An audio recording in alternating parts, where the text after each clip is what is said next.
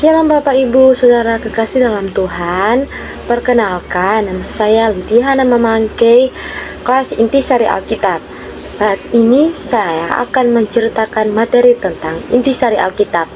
Nah, Alkitab ini tersusun dalam satu kronologi yang sangat jelas, atau dalam Intisari Alkitab dinamakan dengan kronologi praktis. Sehingga dengan Intisari Alkitab yang sangat tebal dengan jumlah kata yang banyak, yaitu 750 kata, lebih dari 1200 pasal, 30.000 ayat, serta memiliki versi dan terjemahan yang tidak terhitung lagi banyaknya. Dengan segala kerumitan Alkitab yang ada dan sulit untuk menceritakan Alkitab dalam waktu yang singkat,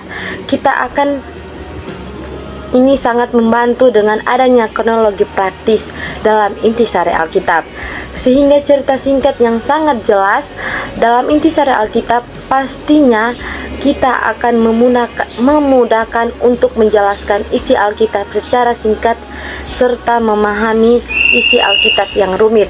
Nah, Intisari Alkitab ini memiliki bagian-bagian dalam menguraikan kisah yang ada dalam Alkitab. Nah, bagian-bagian inilah dalam irisan Alkitab, yaitu Panggung Alkitab dan C7SYE, yang menceritakan cerita-cerita di dalam Alkitab secara rapi, teratur, dan singkat. Kita masuk dalam irisan Alkitab. Alkitab ini memiliki dua bagian besar, yaitu Perjanjian Lama dan Perjanjian Baru. Irisan Alkitab memiliki 8 bagian, atau irisan dari 8 bagian irisan ini itu dibagi menjadi dua, yaitu 4 bagian, dan 8 bagian irisan itu dibagi menjadi 2 bagian, yaitu Perjanjian Lama dan Perjanjian Baru. Sehingga Perjanjian Lama maupun Perjanjian Baru memiliki keterkaitan atau cerita sambung menyambung satu sama lain. Nah, 8 bagian irisan ini yaitu adalah Kitab Taurat, Kitab Sejarah, Kitab Puisi, Kitab Nabi-Nabi, Kitab Injil, Kisah Para Rasul, Surat-surat, dan Wahyu. 8 bagian irisan ini memiliki hubungan satu sama lain, di antara lain yaitu Taurat dan Injil berisi nilai sejarah kejatuhan. 2. Sejarah dan kisah para rasul menunjukkan perkembangan dan budaya. 3. Puisi dan surat-surat ini menghasilkan tulisan. 4. Kitab Nabi-Nabi dan Wahyu berhubungan yang meninggalkan 2 bagian unik dari Alkitab. Nah, Alkitab ini tersusun selama 1600 tahun, Perjanjian Lama ditulis 1500 tahun, dan Perjanjian Baru kurang lebih 100 tahun. Alkitab juga ditulis oleh 40 penulis yang memiliki karakter atau latar belakang yang berbeda-beda dan pendidikan yang berbeda-beda, namun 4 penulis ini mampu menulis bagian-bagian sehingga mereka menulis tentang tema, yaitu kemuliaan Allah. Dan dalam Microsoft irisan Alkitab ini menceritakan tentang Allah kepada Abraham terdapat dalam Kejadian 12. Dalam pasal ini membuat janji Allah kepada Abraham, dan benang merah inilah yang menjadi sentral atau benang merah antara Perjanjian Lama dan Perjanjian Baru. Nah, baik. Selanjutnya saya akan membahas peta Alkitab atau panggung Alkitab, di mana tempat ini dilewati sehingga menjadi bukti sejarah. Perjalanan Abraham pertama pergi ke Ur Kasdim, lalu singgah di Babilonia, sempat juga menetap di Haran, dan akhirnya Abraham tiba di tanah Kanaan. Setelah itu Tuhan kembali membuat orang Israel kembali ke tempat yang sama. Dari Mesir mereka dipimpin Musa melewati Laut Teberau, Gunung Sinai, Kades Barnea dengan 12 pengintai, Gunung Nebo, dan tanah Kanaan. Orang Israel ini tidak taat sehingga dibagi menjadi 2 kerajaan, Israel dan Yehuda. Kerajaan utara dibuang ke Babel, mereka kembali ke tanah perjanjian, tetapi ditawan di Asyur, mereka tidak kembali. Dan ada 6 kumpulan air. Yang pertama Sungai Efrat, Laut Mati, Laut Merah, Teluk Persia, Danau Galilea atau disebut dengan Laut Tiberias, dan Lautan Mediterania. Kemudian kita masuk dalam bagian C7SY. Nah, pada bagian C7SY ini diawali dengan ciptaan. Pada masa ciptaan ini terdapat dalam kitab Kejadian 1 ayat 1 terdapat 2 kalimat pada mulanya. Dua kalimat inilah yang membuka awal mula sejarah penciptaan di bumi.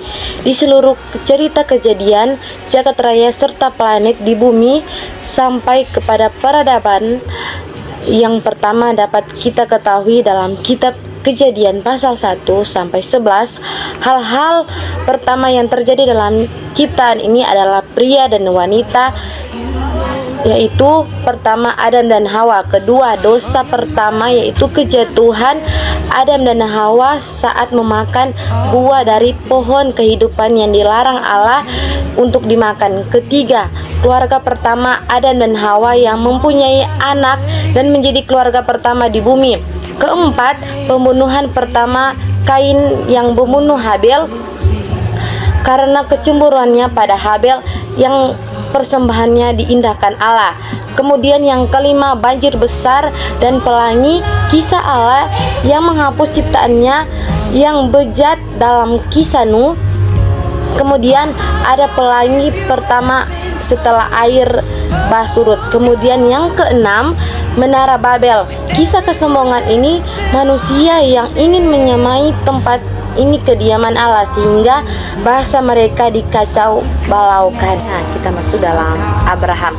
Kurang lebih 2000 tahun yang lalu sebelum Masehi, tokoh pertama di mana Abraham ini dimulai dengan kisah Abraham yang menjadi tokoh sentral dan benang merah antara perjanjian lama dan perjanjian baru.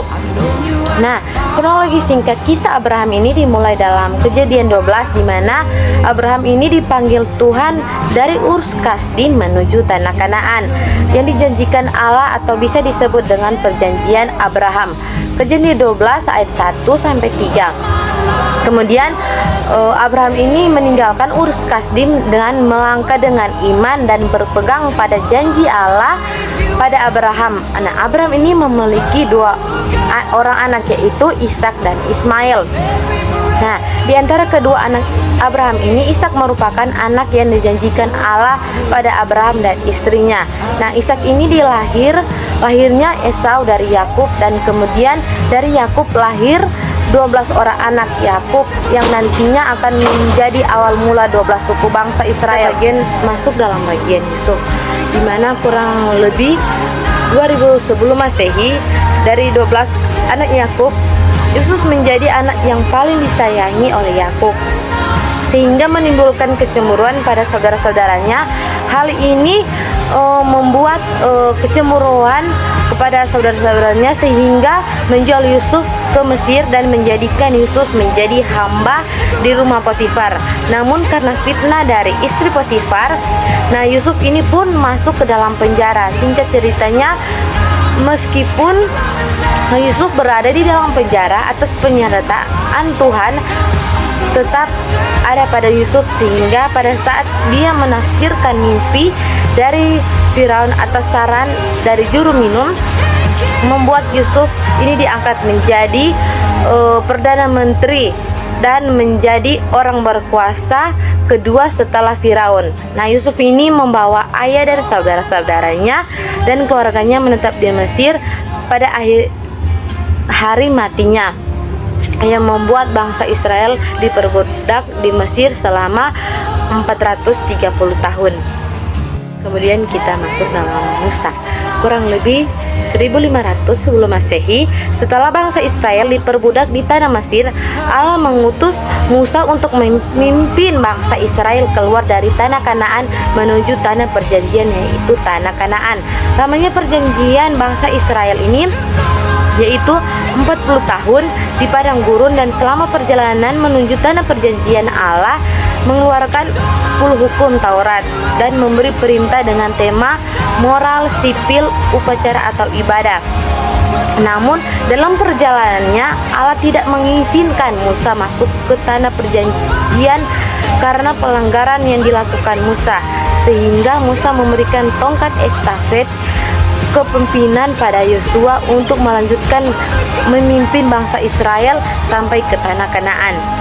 Kita masuk dalam Yosua ini kurang lebih 1500 sebelum Masehi. Yosua yang menggantikan Musa untuk memimpin bangsa Israel menuju tanah Kanaan.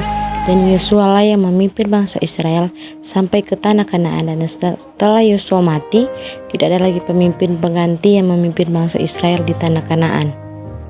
Kemudian anarki. Setelah Yosua mati, bangsa Israel sama sekali tidak ada yang memimpin, sehingga Allah menunjuk para hakim yang akan memimpin bangsa Israel. Dan masa anarki ini berakhir pada Samuel sebagai hakim atau nabi terakhir, dan akhirnya bangsa Israel meminta seorang raja. Kemudian kita masuk dalam kerajaan sekitar 1000 sebelum Masehi. Setelah berakhirnya masa anarki, bangsa Israel ini memasuki masa kerajaan di mana bangsa Israel meminta seorang raja pada Samuel, dan muncullah Saul sebagai raja pertama.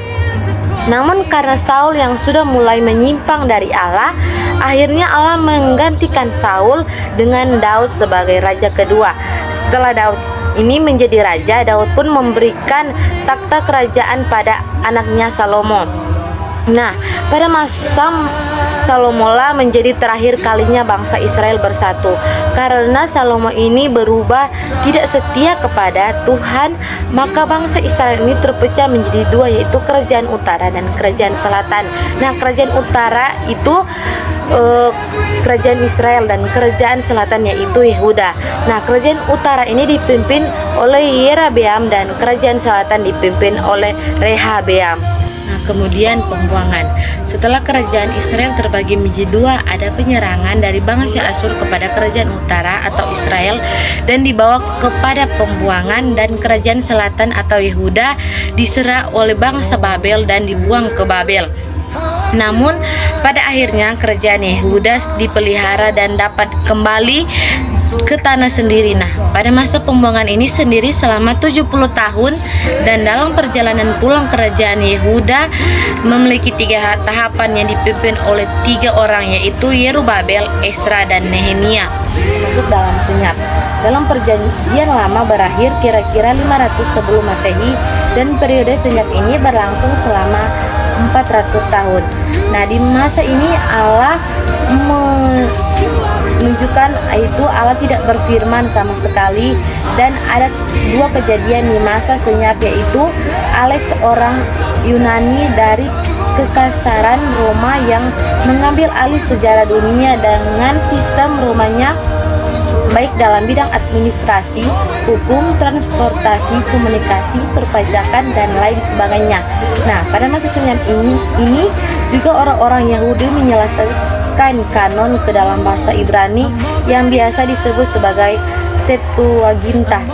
Dan pada masa ini juga Alexander Agung juga menyebarkan budaya bahasa Yunani. Kemudian kita masuk dalam bagian Yesus. Dari 2000 tahun sejak janji Allah kepada Abraham, di mana masa ini Bapa mengaruniakan anaknya yang tunggal, yaitu Yesus Kristus, ke dunia ini. Nah, di masa ini kita dapat melihat perjalanan kehidupan Yesus selama di bumi dalam memberitakan Injil keselamatan pada banyak orang. Kemudian pengalamannya dan implikasinya dari kayu salib serta munculnya organisme baru yang misterius.